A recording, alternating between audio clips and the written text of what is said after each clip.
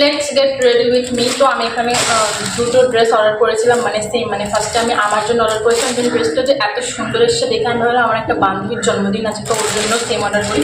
তো ওটা এই যে মানে সেম ড্রেস ভাঁজ করা আছে, আর কাটবো না কারণ হচ্ছে নষ্ট হয়। তো আমার ড্রেসটা আমি পরে আসছি। এই যে ড্রেসটা কি সুন্দর না, আমি মনে হচ্ছে পাচ্ছি ভালো।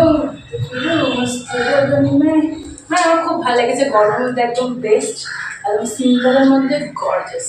তো চুলবা